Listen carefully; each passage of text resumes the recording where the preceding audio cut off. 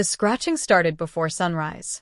At first, Lena thought it was just a dream, one of those vague, low-sound dreams that vanish the second you open your eyes. But the noise didn't stop. A rhythmic scrape, like claws on packed dirt, persistent and deliberate. Not frantic, but focused. She sat up, bleary-eyed, brushing tangled hair from her face. The room was dim, lit only by the faint gray of morning leaking through the curtains. A cold breeze snuck in through the cracked window. The scratching came again. Max. She slipped on her robe and padded down the narrow hallway of her grandmother's old house, bare feet silent against the hardwood floors. The back door stood ajar. A cool gust curled around her ankles as she stepped outside. Max, her golden retriever, 14 years old and nearly deaf, was in the middle of the yard, beneath the sprawling shadow of the ancient oak tree. Dirt flew in arcs behind him as he dug with a fury Lena hadn't seen in years. His body was tense, shoulders hunched, every movement driven by something primal. "Max," she called softly. He didn't turn. Her steps quickened. "Max, stop. You'll hurt yourself." Still, he didn't listen. His growls were low and guttural, a warning she hadn't heard since he was a puppy. She reached for his collar. That's when he hit something solid. The sudden clink of claw on metal froze her in place. Max paused, panting, then dug faster, dirt caking his snout and paws. A small square corner of rusted iron emerged from the earth. Max pawed at it once more before stepping back, tail rigid. Lena crouched beside it, heart beginning to race. She pushed dirt aside with her hands, revealing a half-buried tin box, weather-worn, pitted with rust, but intact. The latch gave, with a hesitant creak. Inside was a folded scrap of pink fabric. Faded, fragile. A child's shirt? Beneath it, a photograph. It was old, creased and yellowing, but still sharp enough to sting. The image showed a little girl, maybe 8 years old, sitting in a wooden chair. Her wrists were bound with what looked like twine. Her wide, terrified eyes seemed to look right through the photo, straight into Lena's bones. On the back, written in a child's hand, were 5 words. "Please don't forget me." Lena stood slowly, blood draining from her face. Max whined behind her, and then, lifting his graying head to the sky, he howled. It wasn't just a bark. It was a sound soaked in sorrow, in memory. The kind of sound a creature makes not out of instinct, but out of grief. His voice trembled in the early morning air, reverberating off the oak's gnarled branches. She backed away, photograph still in hand. Hours passed, but the chill never left her skin. Lena sat at the kitchen table, the box open before her, the shirt unfolded and smoothed out next to the photo. The edges were singed, as if it had been near fire. She ran her fingers over the faded polka dots, her thoughts a whirlpool. Max lay nearby, paws twitching as he slept. Occasionally he'd whimper, as if dreaming or remembering. "Who are you?" she whispered to the girl in the photo. The silence answered back. She typed the words, "Please don't forget me," into her laptop search bar, followed by "missing child, old photo, found in backyard." 1,000 irrelevant results. She refined it, narrowing by state, then town, then decade. Her fingers moved faster the closer she came. Then there she was. Emily Cross, age 8. Disappeared in 1987. Last seen playing in her foster home's backyard. No leads. Case cold. Parents dead now. No living family. One of the town's unsolved ghosts.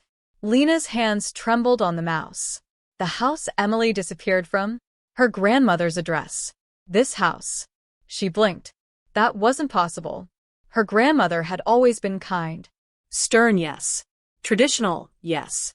But not cruel. Not capable of hiding something like this. Max stirred, head lifting from his paws. His cloudy eyes locked onto hers. "You found her, didn't you?" Lena said softly. He let out a short, hoarse bark, then stood, and walked straight back to the door. She followed him out again, heart pounding. Max led her not to the oak, but a few feet away, near the overgrown lilac bushes. With surprising strength for his age, He began digging again. This time Lena didn't stop him. The dirt gave easily under his paws, as if the earth wanted to give something back. Within minutes, something pale peeked through the soil. Lena dropped to her knees, brushing it clean. A shoe. Small, leather, scuffed.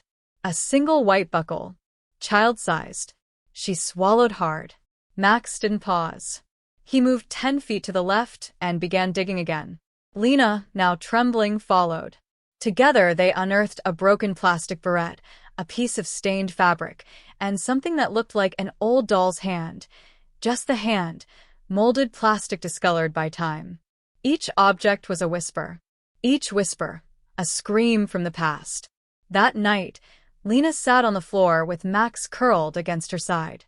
The fire crackled low, but the house felt colder than ever. She'd lived here for 3 months. Moved in after her breakup, desperate for quiet, a place to regroup. The walls had been comforting once. Familiar. Her childhood summers lived here. Her laughter. Her scraped knees. Her grandmother's pie cooling on the windowsill. Now the walls seemed to watch her. She clutched the photo to her chest. What happened here? What else was buried? Why did Max, gentle, elderly Max, suddenly know? She looked down at him. His breathing was slow, peaceful. But behind those milky eyes, something stirred. As if, just maybe, he remembered something. Not a moment. Not a sight. But a feeling. Lena pressed a kiss to the top of his head. Tomorrow, she whispered, we find the rest. The next morning, the ground was still soft. Lena stepped outside with a thermos of coffee, lips pressed tight, heart hammering louder than the wind rustling through the oak's bare branches. Max was already out, tail high, nose to the earth. He wasn't limping. He wasn't slow. It was like the digging had rewound time for him. Lena hadn't slept. The photograph of Emily Cross now sat framed beside her coffee pot. She'd printed out what little information remained online. Fragments from yellowing newspaper clippings, a missing poster with sun-bleached eyes, and a case summary that read more like a shrug from a tired detective than a genuine investigation.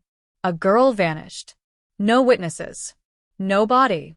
No answers. Until now. Max began digging near the fence line.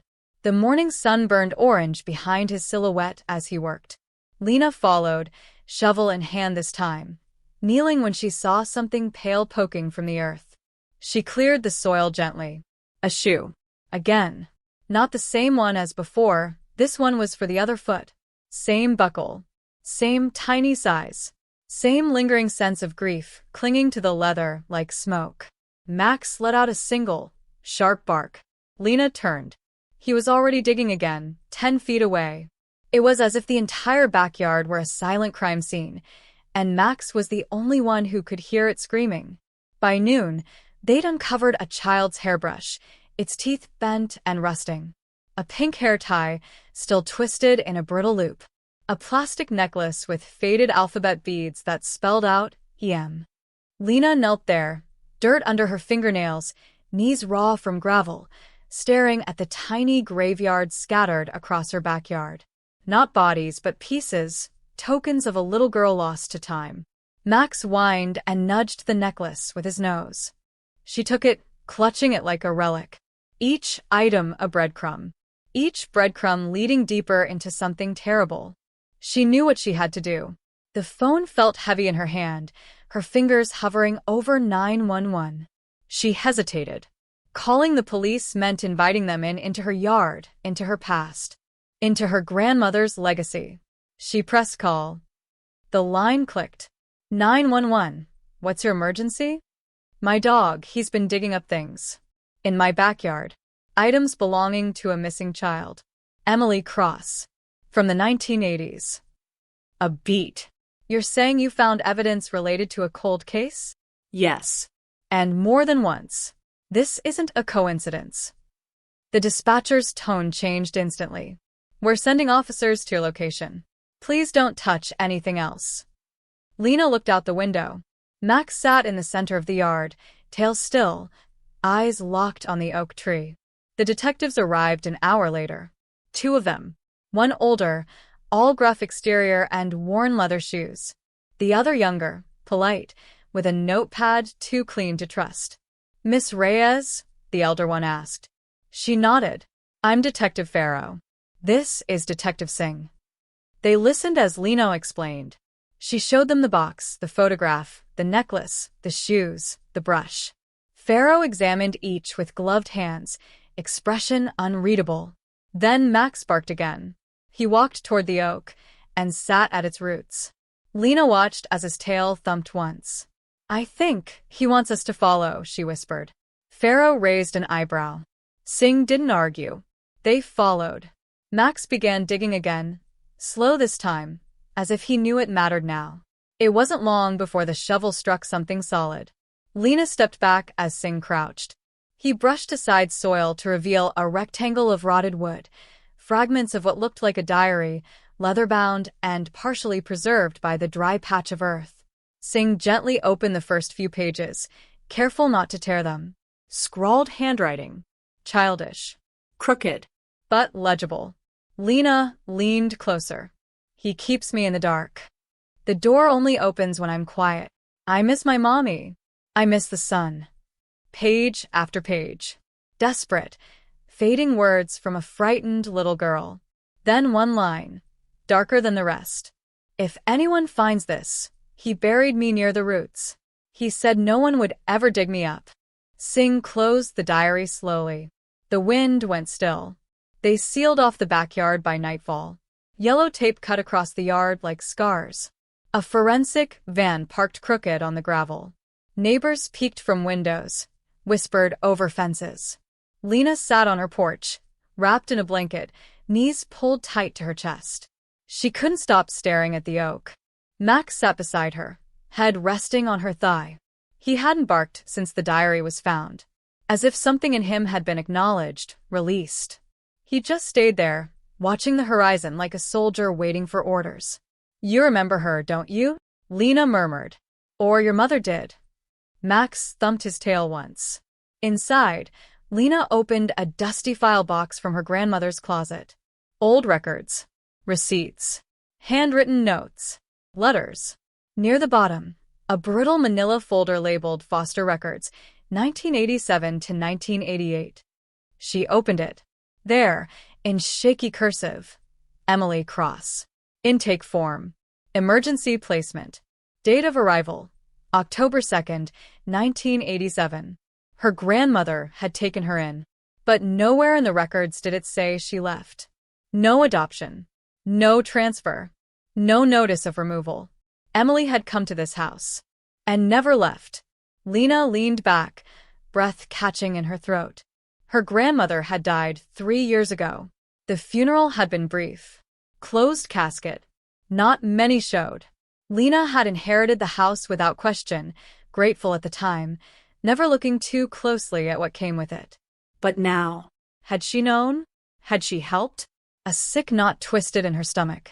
That night, as storm clouds gathered and the last police car pulled away, Lena stood by the tree with Max at her side. Lightning flickered in the distance, casting strange shadows over the ground that had buried so many secrets. She stared at the spot where the diary was found, where the photo was unearthed, where the necklace and shoe lay beneath forensic tarps. Max whimpered softly and pressed his head into her hand. Lena exhaled. "This isn't over," she said. She wasn't speaking to Max. She was speaking to whatever truth still lay buried deeper. The silence inside the house was thicker than before. Lena stood in her grandmother's study, a box of Foster records and yellowed receipts spread across the floor. Max lay nearby, paws crossed, watching her with eyes that no longer looked clouded, but ancient. A sentinel keeping vigil. She held the intake form again. Emily Cross. Emergency placement. Age 8. No next of kin. No transfer paperwork. No caseworker follow-up. The file ended in blank space, like a story abandoned mid-sentence. The phone buzzed beside her. It was Detective Farrow. "They found something," he said without preamble. Behind the tree, buried deeper. A tattered ribbon. Same type from the photo. And Lena, his voice dropped. "We have to ask. Anyone else living in the house in the 80s?" She swallowed. Just my grandmother. But there was a mail's belt found wrapped around the ribbon, he interrupted. Leather. Monogrammed. Initials, HR. The air turned to ice. Harold Reyes. Her grandmother's younger brother. Her great-uncle. She remembered him only faintly. A quiet, sour-smelling man who showed up at holidays once or twice. Then one year he stopped coming. Her grandmother told everyone Harold had moved away after fire destroyed part of the garage. No one asked more. Lena's heart thudded. She looked up toward the ceiling.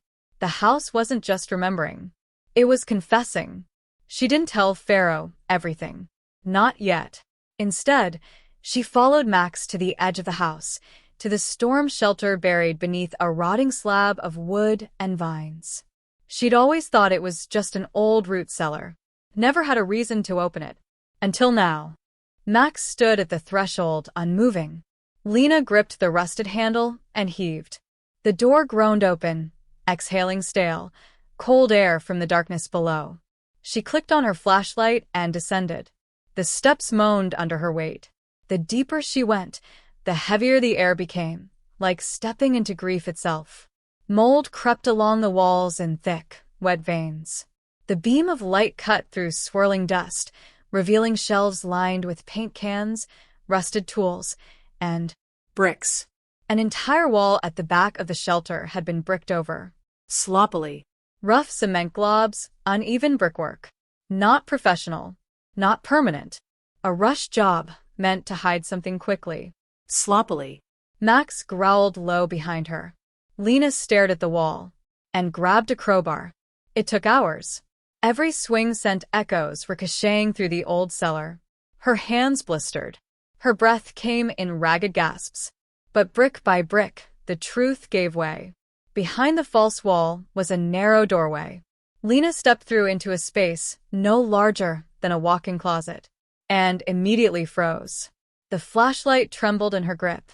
Childlike drawings were scratched into the walls, stick figures with hollow eyes, suns with no faces, and tall, towering shadows with long arms. Hundreds of tally marks carved into the wood slats. And on the far wall, scrawled in charcoal, one sentence over and over again. I want to go home. In the corner sat the skeleton of a small bed frame, rusted and collapsed, with shreds of a mattress coiled beneath it like molted skin. Lena's throat clenched. Her stomach turned. Max stepped inside, nose to the floor, tail low. He moved to the far wall and began pawing at the baseboard. His nails clicked against wood, scratched, then thunked hollow. Lena knelt, pulled up the warped board, and found a compartment. Inside, curled in the fetal position, were skeletal remains, tiny and fragile, dressed in remnants of a pink dress. Nestled against the bones was another skeleton, smaller, canine. A dog. Lena dropped the flashlight. The room stayed dark for what felt like an hour. When she finally crawled back into the light, her hands were numb and trembling. She sat at the edge of the shelter, staring out into the growing twilight. Wind rattled the trees above. Far in the distance, thunder grumbled like a warning. She didn't know how long Max had been sitting beside her. His muzzle brushed her elbow. "You were just a puppy," she whispered. And somehow he remembered. Or maybe he remembered her, his mother. The dog in the grave. She hadn't run. She'd stayed. With Emily. Until the end. Detectives and forensics arrived again within the hour. Singh stepped into the shelter with reverence, as if afraid to speak too loudly. Pharaoh kept his hat in his hands. "There's no doubt now," Singh said quietly. "Dental records confirm it's Emily. And that dog might have been hers." "They died together," Lena whispered. Pharaoh's voice was a rumble. "If Harold Reyes did this, it means someone in your family knew. At the very least, covered it up." Lena stood slowly. "I'll give you everything. All the files. My grandmother's letters. Whatever it takes." Max sat behind her. Still. Watching the doorway like a sentry. "Funny thing," Singh said. "Your dog led us to everything. Without him..." He trailed off. Lena nodded. "He was there. He couldn't have been. He's too young." She looked down at Max. He wasn't the first, just the last to remember. That night, the house creaked and groaned with the weight of old sins. Lena lit a single candle in the storm shelter. Not out of ritual, not out of fear, but out of respect. She placed the candle near the child's bed. Beside it, the necklace that spelled Yam. She whispered, "I found you. I'm sorry it took so long." Outside, Max waited by the oak. When she returned, he curled against her without a sound. And for the first time in days, Lena felt the house breathe. Not in fear, but in relief. The rain hadn't stopped in 2 days. It whispered against the windows, tapped on the porch roof, and soaked the oak tree that now bore a yellow ribbon around its trunk.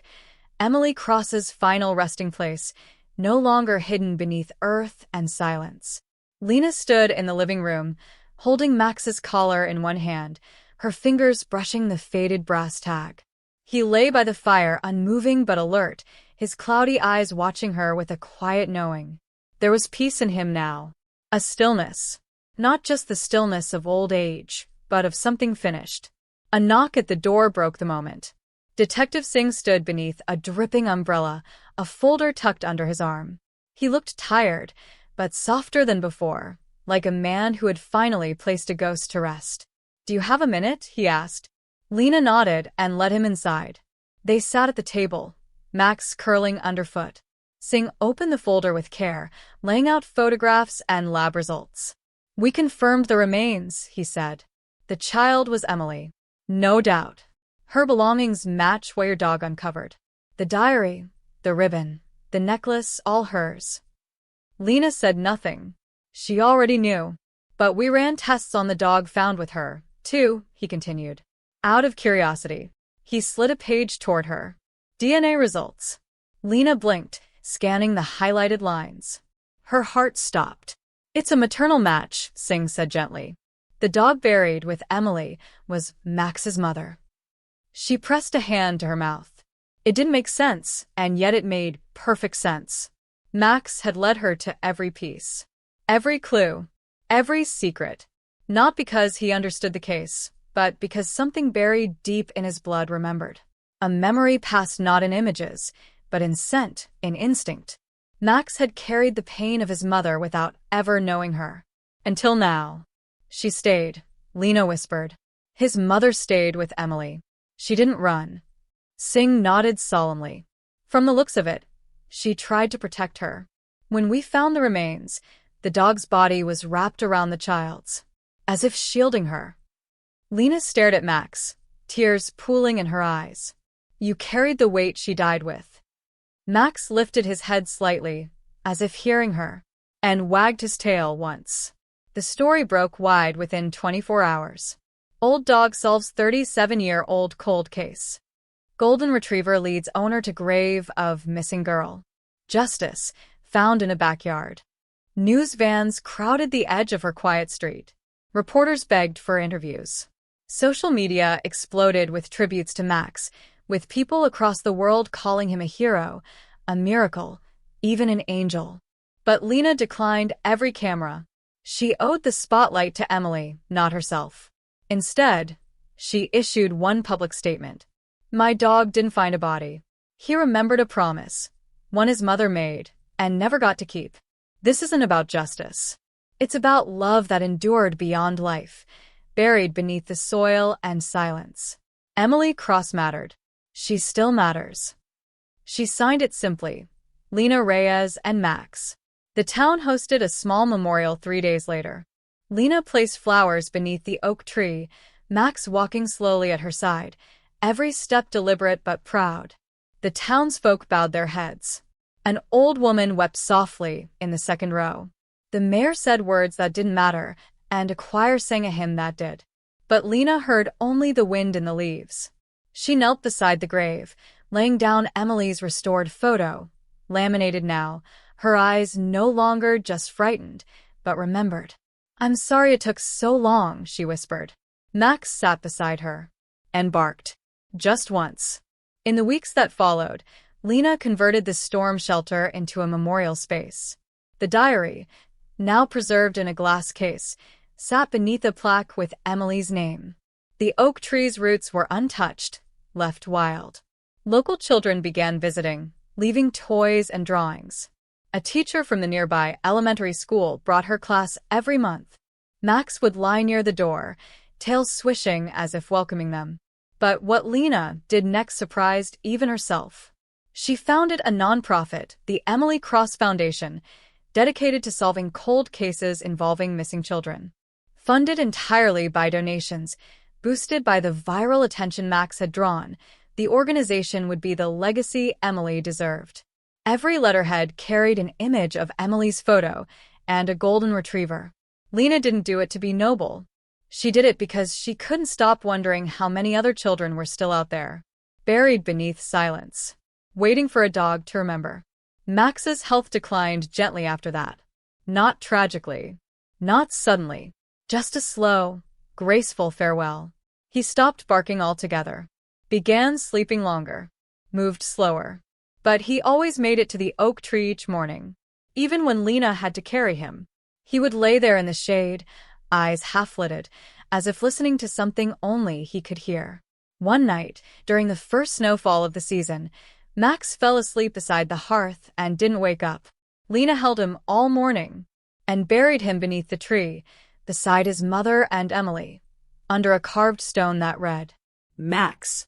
He brought her home and stayed until she was safe. Weeks later, Lena stood at the tree with no words left inside her. She didn't cry.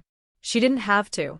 Instead, she pressed her palm to the bark, felt the wind stirring, and smiled. You kept your promise, she whispered. A child's laughter seemed to echo faintly through the leaves.